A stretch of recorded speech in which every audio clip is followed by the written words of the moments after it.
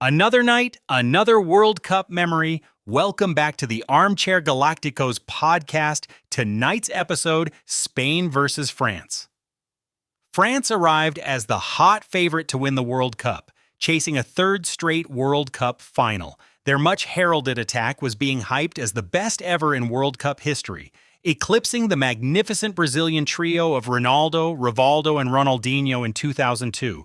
But alas, they leave, having been comprehensively, almost embarrassingly, outplayed by an absolute Spanish masterclass.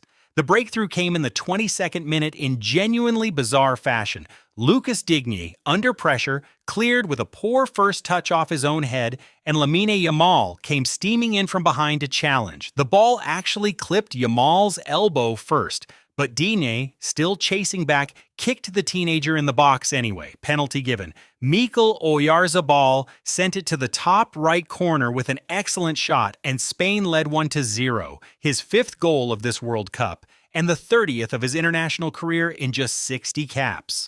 One has to wonder how a player like him is always under the radar. That mattered for more than just the scoreline. It was the first time either team had trailed at any point across their combined 7 matches at this tournament. France simply never recovered from it. Spain completely stifled them, whining every duel and not allowing the French to get in any rhythm. Mikel Oyarzabal, one of the players of the tournament so far, was either MIA or was turning the ball over. Spain doubled the lead in the 58th minute, Pedro Porro combining in a give-and-go with Dani Olmo before side-footing past Maignan, and Yamal almost had a third moments later, only to be chalked off by a tight offside call. Rodri and Fabian Ruiz controlled the game from midfield from start to finish, and Kylian Mbappé said it himself afterward. 3 against 2 in midfield and against Spain, that's hard. Fabian and Rodri had plenty of time to play.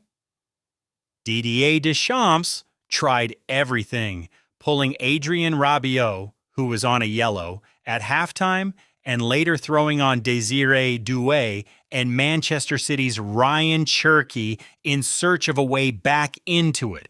Nothing worked. Mbappé was honest to the point of self-flagellation about why, afterward, we didn't play the game we wanted. Technically, tactically, we were too sloppy technically. We did not hurt them when we could have.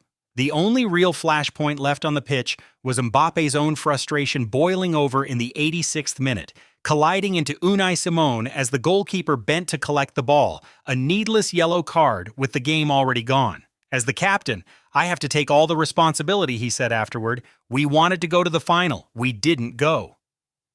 Spain reached their first World Cup final since they won the tournament in 2010, and this was remarkably the third summer running they've beaten France in a major tournament semifinal.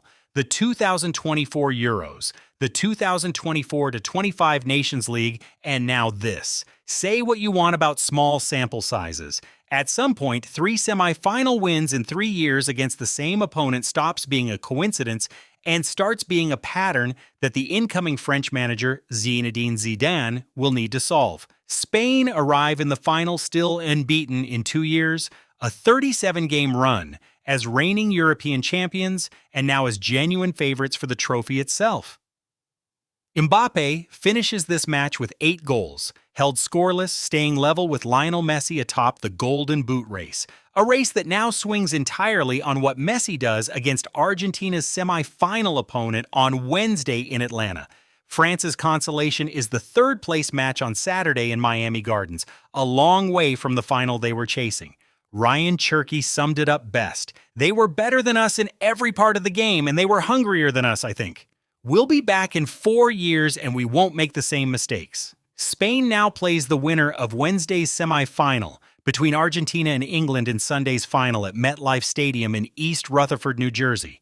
Whoever comes through that semi-final will face a team firing on all cylinders and playing with total belief, with a manager in Luis de la Fuente, who now has every reason to believe this really is his tournament to lose.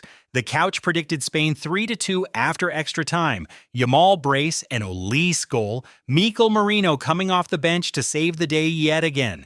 What we got instead was Spain winning by 2 clean goals with about as much drama as a training exercise, Marino not even required, and Mbappe's whole front line suffocated into submission. Confidence rating, right team, wildly, almost comically overestimated the drama.